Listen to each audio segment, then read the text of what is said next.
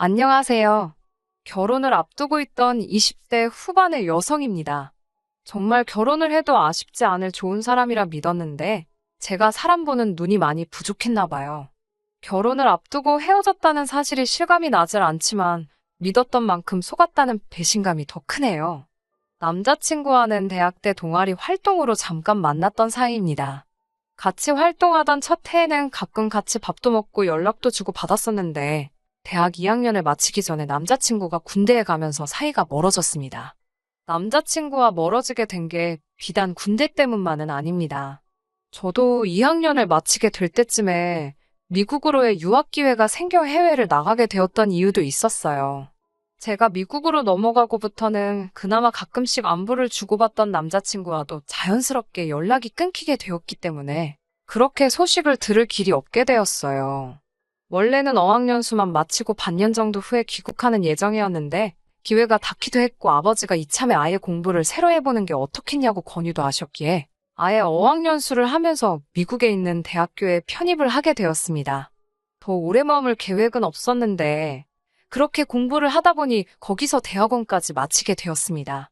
졸업 후 교수님의 추천으로 미국에 있는 회사에서 인턴 생활까지 하게 되었고요. 저도 무척이나 열심히 했지만 부모님의 경제적 서포트가 없었다면 불가능한 일이었을 거예요. 당시 부모님은 작은 사업을 하고 계셨습니다.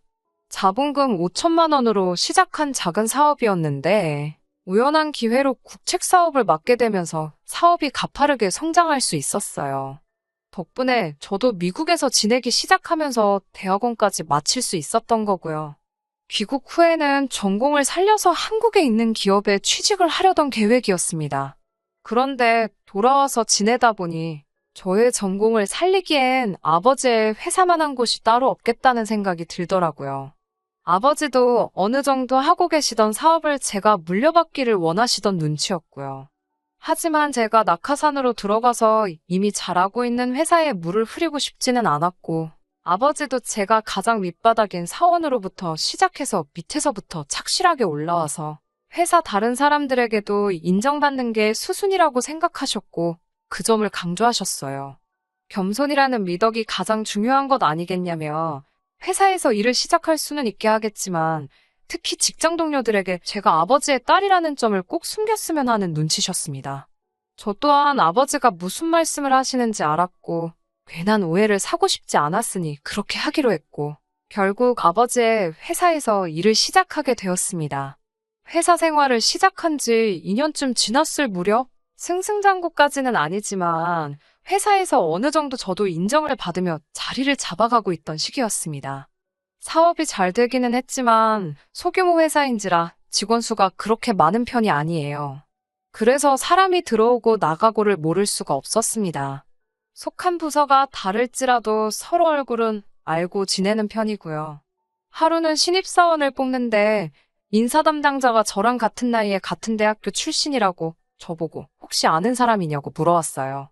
지원자 중에 가장 인상 깊은 사람이라 그런데 혹시 제가 아는 사람이거나 한다면 의견 좀 들어보고 싶다고요.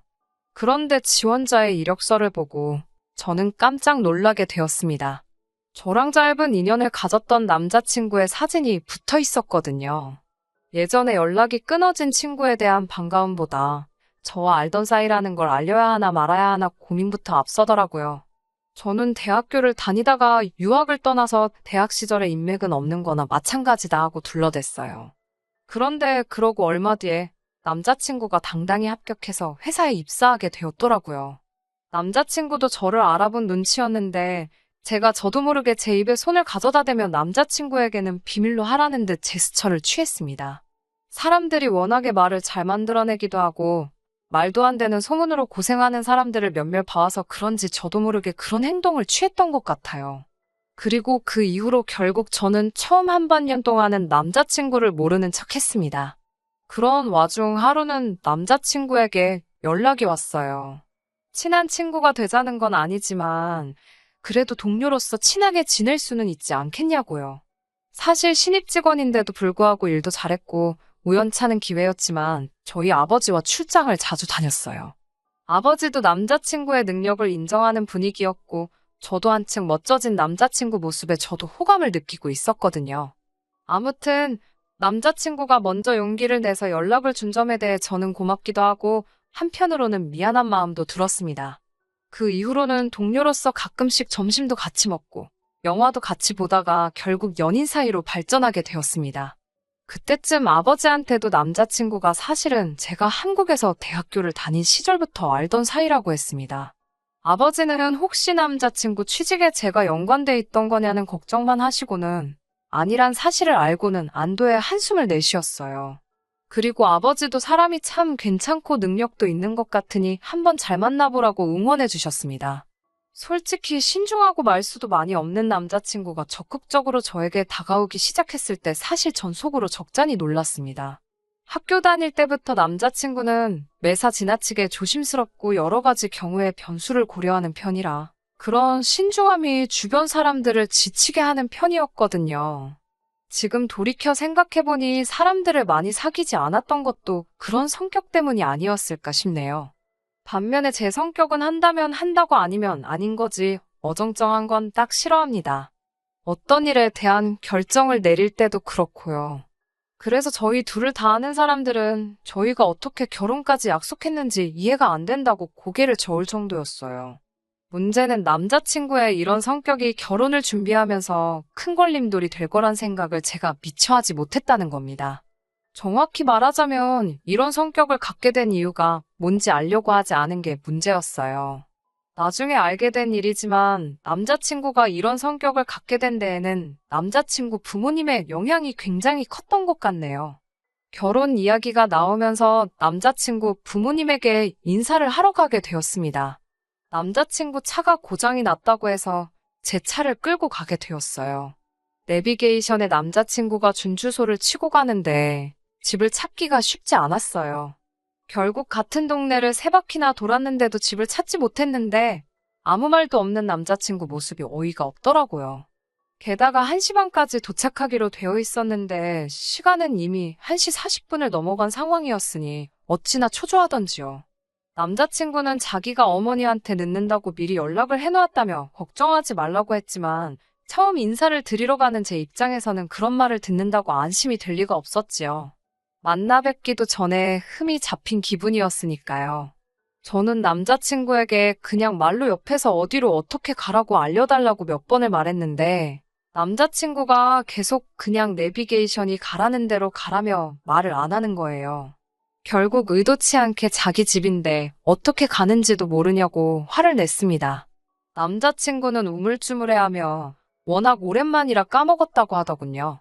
원래 자기가 방향치에 길을 잘못 외운다고 설명을 하는데 분명히 지지난주 주말에도 부모님 뵈러 간다고 했던 사람이 2주 만에 그것도 다른 사람도 아닌 자기 부모님 집에 가는 길을 까먹었다는 게 전혀 납득이 되지 않는 변명이었습니다.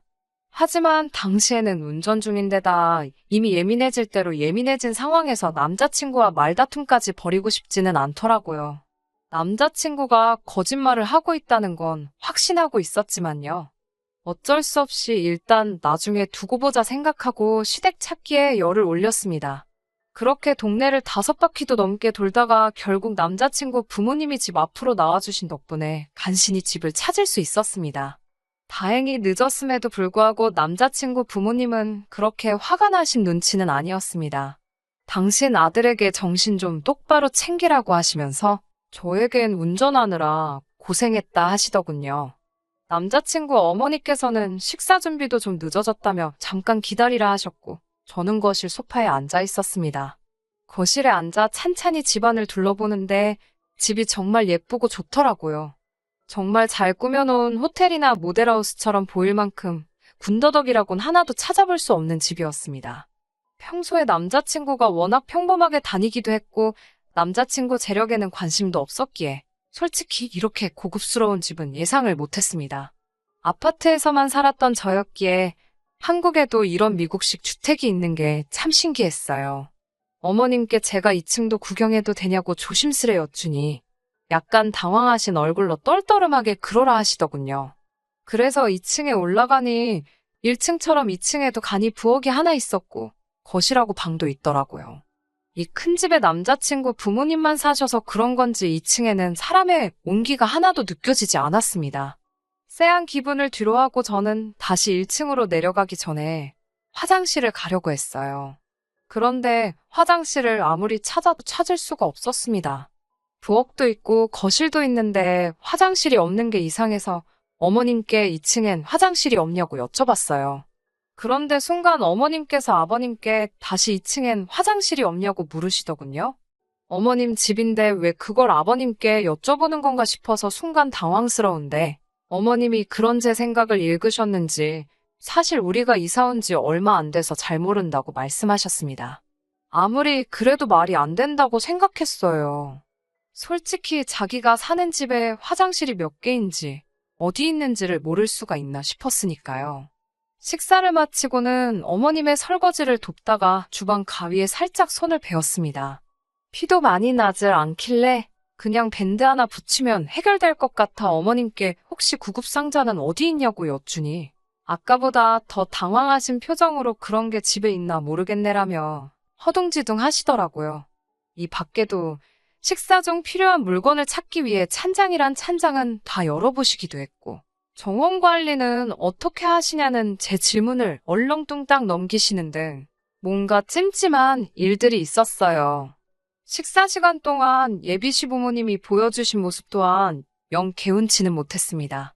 저란 사람에 대해서는 그다지 궁금해하지 않으시는 눈치였고 오로지 저희 부모님의 직장이나 재산에만 관심이 있으신 것 같았어요.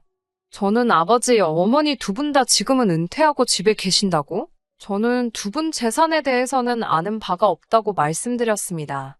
결혼은 제가 모아둔 돈으로 할 생각이라고도 했고 어른들의 도움은 웬만해선 받지 않을 생각이라고요. 남자친구랑 사실 이 부분에 대해서는 이야기를 진지하게 나눠본 적은 없었지만 오래전부터 생각해온 저희 진심이긴 했습니다. 집으로 돌아오는 길에 남자친구는 말이 없었습니다. 제가 분위기를 좀 바꿔보려고 농담을 해도 피곤하다는 반응뿐이었어요. 그리고 다음 날이었어요. 점심시간에 남자친구가 잠깐 이야기 좀 하자고 하더라고요. 저는 어제 일에 대해서 남자친구 부모님이 무슨 이야기라도 하셨나 싶었습니다. 그런데 차에 타자마자 남자친구가 저더러 부모님이 은퇴하신 게 맞냐고 묻더라고요. 그래서 맞다고 하니까 아버지가 이 회사 오너가 아니냐고 물어왔어요. 저는 속으로 정말 당황했고 깜짝 놀랐습니다. 왜인지는 모르겠지만 어제 일에 대해 저도 어느 정도 찜찜한 기분을 느꼈기 때문인지 저도 모르게 거짓말을 했습니다. 오너라니 무슨 소리를 하는 거냐고. 아버지가 사장이면 내가 지금 왜 지금도 이 직급으로 일을 하고 있겠냐고요.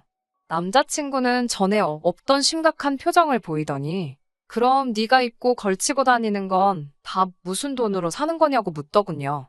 아무래도 검소하신 아버지와는 다르게 어머니는 제가 앞으로 시집도 가고 하려면 예쁘게 하고 다녔으면 좋겠다며 이것저것 좋은 걸 많이 사주시는 편이거든요.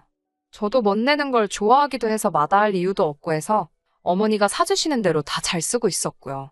아무튼 남자친구의 질문에 괜히 또 부모님이 재력이 있으시다고 둘러대기도 애매해서 이건 내가 벌어서 사는 거라고 대답했어요. 그랬더니 남자친구가 너 진짜 돈도 없으면서 부자 행세를 하고 다닌 거냐고 어이없다며 웃는 거예요. 처음에는 상황 파악이 안 돼서 남자친구가 왜 이러지 싶었습니다. 남자친구는 저더러 그럼 이 차는 네 차가 맞냐고 묻길래 내가 설마 남의 차를 타고 다니겠냐고 내 차가 맞다고 하니 저더러 진짜 이해가 안 된다면서 다짜고짜 제가 이렇게 개념 없는 여자인지 몰랐다는 거예요. 제가 도대체 하고 싶은 소리가 뭐냐고 따지자 그럼 결혼할 자금은 얼마나 있냐고 물어보더군요. 제가 그런 걸 물어보는 너는 얼마나 있냐니까 저더러 얼렁뚱땅 넘어갈 생각 말고 솔직하게 불랍니다.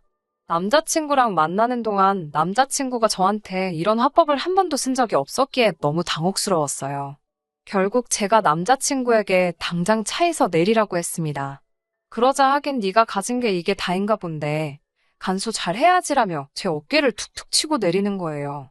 사무실로 돌아왔는데 온몸이 부들부들 떨리고 어이가 없더라고요.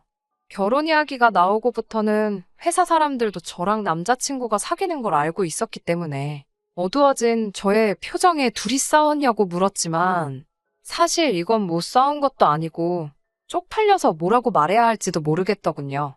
하지만 이 사건은 여기서 끝이 아니었습니다. 당연히 헤어지기로 마음을 먹었고 부모님께도 오늘 있었던 일을 말씀드렸어요. 아버지는 충격이 크신 듯 했습니다. 평소에도 남자친구를 높게 사던 아버지는 제가 남자친구와 결혼하면 사업체를 바로 저와 남자친구에게 나눠서 물려주실 생각을 하고 계셨거든요. 어머니도 서울 생활은 너무 지친다며 하루빨리 은퇴해서 공기 좋은 곳에 가서 살고 싶다 하셨고요. 아버지는 생각에 잠기신 얼굴로 어떻게 해야 할지 생각해보자 하셨습니다. 당장 다음날 회사에 출근해서 남자친구를 봐야 한다니 속이 답답해져서 그 길로 일주일간 휴가를 내고 회사에는 나가지 않았어요. 당연스럽게도 남자친구는 제가 부모님은 은퇴하시고 저는 월급쟁이 벌이로 이것저것 비싼 거 사다 나르는 그런 여자로 생각한 건지 연락 한 통 있지 않았어요. 한 주가 흐르고 회사에 출근했는데 사람들이 절 보는 눈빛이 곱지가 않더라고요. 이게 무슨 일인가 싶어서 평소에 친하게 지내던 직원에게 살짝 물어보니 직원이 문자로 나중에 이야기하자고 했습니다. 사원수가 적은 회사다 보니 다른 직원들 눈치가 보였던 모양이에요. 그 직원이 들려준 말은 놀라웠습니다. 남자친구가 회사 사람들에게 제가 사장님의 첩이라는 이야기를 했답니다. 사장님이 저희 아버지인데 제가 그 첩이라니 말도 안 되는 소리잖아요. 그러면서 제가 자기랑 사귄 이유가 사장님의 애인인 걸 안 들키기 위해서 위장할 속셈으로 만난 거라며 자기는 그런 것도 모르고 저랑 결혼까지 생각했다고 피해자 행세를 하고 다녔다더군요. 일개 사원인 제가 무슨 재주로 그 좋은 차에 명품을 휘감고 다녔겠냐며 그게 다 제가 첩질해서 사장님 돈으로 펑펑 쓰고 다녔던 거라고요. 그렇게 남자친구의 말도 안 되는 헛소리에 사람들의 카더라가 더해져 제가 없는 동안 마치 사실처럼 굳어졌습니다. 생각해보면 제가 회사에 처음 들어왔을 때도 사실 채용 계획이 따로 없던 차에 제가 뜬금없이 신입사원으로 들어온 거기도 했고 바로 어제까지 갑작스럽게 말도 없이 휴가를 내고 회사에 안 나왔으니 사람들은 제가 뭔가 진정으로 구린 게 있어서 못 나온다고 생각했던 거고요. 결국 이 소문은 순식간에 퍼져서 아버지 귀에도 들어가게 되었어요. 결국 아버지는 당신의 계획보다 이르게 저를 사장 자리에 앉히셨습니다. 이례적인 파격 승진에 다시 당연히 말이 나오기 시작했고 아버지는 회사 메일을 통해 제가 아버지의 친딸이고 회사 전반적인 업무를 가르치기 위해서 그리고 다른 직원들과의 불화도 줄이기 위해서 여태껏 그 사실을 숨겼다고 이 과정에서 불편함을 느낀 직원이 있다면 유감이라고 적으셨더군요. 그리고는 이와 별개로 저와 아버지에 대한 유언비어를 만들어 퍼뜨린 직원과 그에 동조한 직원은 명예훼손으로 고소를 진행할 예정이니 아는 바가 있는 사람들은 협조해달라고 덧붙이셨습니다. 아버지가 저렇게 강경하게 나가신 이유는 남자친구가 그때라도 자기 잘못을 뉘우치고 아버지와 저에 대한 이상한 소문을 퍼뜨린 걸 사과하면 눈 감아주실 생각이 있으셨던 거였어요. 그런데 그 소문을 직접 사과해야 할 남자친구는 따로 저에게 연락 한 통 없었고 그제서야 상황 파악이 된 직원들 몇몇만이 저에게 찾아와 진심으로 미안하다며 사과를 하더라고요. 그러면서 자기들이 도울 수 있는 게 있다면 뭐든지 돕겠다고요. 명예훼손만 문제가 아니라 자기들 직장이 달린 문제니 더 절박해 보였습니다. 저는 만약의 경우 누가 이 소문을 시작한 건지만 증언해달라고 부탁했습니다. 그리고 아니나 다를까 모든 사람이 제 남자친구를 지목하더군요. 한때는 사랑했던 사람이고 결혼까지 약속한 사람이 갑자기 왜 나한테 이렇게까지 상처를 주는 건지 이해할 수가 없었습니다. 그리고 얼마 지나지 않아서 남자친구에게도 연락이 왔습니다. 남자친구는 저에게 이 모든 일이 저 때문이라며 처음부터 자기를 왜 속였냐고 하더군요. 그러면서 이제라도 자기가 진실을 알았으니 다시 예전으로 돌아가자입니다. 소문에 대한 사과를 할 줄 알았더니 헛소리를 시전하러 나온 거더군요. 마치 자기가 다시 저를 받아주겠다고 말하는 게 참 어이가 없었어요. 남자친구는 저보고 왜 자기한테까지 그 사실을 숨겼느냐고 재차 따지듯이 물었습니다. 자기 예상이 맞지 않았느냐며 자기는 이미 제가 아버지와 연관돼 있는 사람이란 걸 알고 있었다고요. 결혼 이야기가 나올 때쯤 집안 형편 차이로 결혼이 성사되지 않을까 싶어서 남자친구 부모님이 살고 계신다던 그 저택 같은 집도 빌렸다는 사실을 말하더라고요. 자기가 그만큼 저에게 공을 들였다고요. 그 자리에서도 끝까지 거짓말을 한 저에게 오히려 손해배상 청구를 했어야 한다며? 어차피 결혼할 사이에 그렇게까지 하겠냐며 자기가 저희 거짓말을 눈 감아주겠다는 듯이 뻔뻔하게 나오더라고요. 너무 화가 나서 제 앞에 놓여있던 커피잔을 남자친구에게 당장이라도 던져버리고 싶었지만 저 비열한 인간에게 어떠한 구실도 주고 싶지 않았기에 꾹 눌러 참았습니다. 남자친구에게 구질구질하게 굴지 말라고, 너야말로 호화저택까지 빌려가며 나를 속인 게 아니냐고, 너야말로 사기꾼이지 않냐고 한마디 했습니다. 내일 회사 출근하는 대로 너는 명예훼손 및 업무방해로 해고할 거라고 했습니다. 이 업계가 얼마나 좁은지 너도 알지 않냐며 인생 그렇게 살지 말라고 또 한마디 해줬고요. 그제서야 남자친구는 이게 다 저랑 저희 아버지 때문이랍니다. 아버지와 같이 떠난 출장지에서 우연히 저희 아버지 핸드폰을 보게 되었답니다. 아버지는 저랑 같이 찍은 사진을 핸드폰 바탕화면에 해두셨기에 제가 당연히 사장님의 딸이라고 생각했고, 그래서 제 비위까지 맞춰가며 사귀게 된 건데, 정작 저는 아니라고 하니까 딸이 아니라면 제가 아버지의 첩이라는 확신이 들었다고 합니다. 그리고 배신감에 치가 떨렸다는 거예요. 왜 솔직하게 묻지 않았냐고 하니까 요즘 젊은 여자들이 좋은 차에 명품 휘감고 다니면 부잣집 딸이거나 지저분하거나 둘 중 하나 아니겠냐며 저한테 사실을 물어볼 필요도 못 느꼈다나요. 이렇게 썩어빠진 인간하고 만났다는 사실에 너무 억울하고 분노가 치밀어 올랐습니다. 저는 결국 남자친구와 파혼했고 명예훼손으로 남자친구를 고소했습니다. 저뿐만 아니라 저희 아버지도 남자친구를 명예훼손으로 고소했고 나아가 회사의 입장에서도 남자친구를 같은 이유로 고소했어요. 어떻게 저를 속여서 저랑 결혼해서 회사까지 손에 넣으려고 했는데 남자친구는 당장의 합의금만으로도 몇 천이라는 돈이 빠져나가게 생긴 꼴이었죠. 그제서야 남자친구는 상황 파악이 된 건지 저를 다시 받아주겠다는 헛소리가 아니라 제 앞에 찾아와 손이 발이 되도록 싹싹 빌기 시작했어요. 당연한 말이지만 합의는 없었습니다. 소문이야 오해가 이미 다 풀린 상황에 넘어갈 수 있는 일이었지만 호화저택까지 빌려가며 저에게 자기 집이 마치 잘 사는 입인 척 거짓말을 했다는 사실이 너무 악질적이라는 생각이 들었어요. 저도 모든 사실을 숨겼다는 점에 잘한 거 하나 없다는 거 알고 있습니다. 하지만 남자친구가 저의 배경이 아니라 저를 사랑했던 거라 믿었고 모든 것을 알게 된 지금 남자친구는 뭣도 아닌 저를 사랑한 게 아니고 오직 저를 얻음으로써 자기에게 떨어질 콩고물만을 노리고 있던 사기꾼이 분명했으니까요. 그리고 당연히 그 죗값을 치러야 한다고 생각합니다. 회사 내에서 오해는 풀렸지만 저도 직원들을 속여왔다는 죄책감에 회사를 나오기로 결심했습니다. 아버지가 이뤄놓은 성공의 숟가락을 올리는 게 아니라 제가 여태껏 배워온 것과 경험을 살려서 직접 제 사업체를 차리기로 했어요. 아버지는 처음에는 왜 편한 길이 있는데 힘든 길로 가려는 거냐며 반대하셨지만 저의 생각을 듣고는 저를 인정해 주시고 제 뜻을 따라주기로 하셨어요. 저도 이제 다른 사람을 속이지 않고 제 스스로 인정받는 사람이 되기 위해 여태 하던 것보다 훨씬 더 많이 노력을 해야겠습니다. 끝까지 들어주셔서 감사합니다. 오늘의 사연은 여기까지입니다.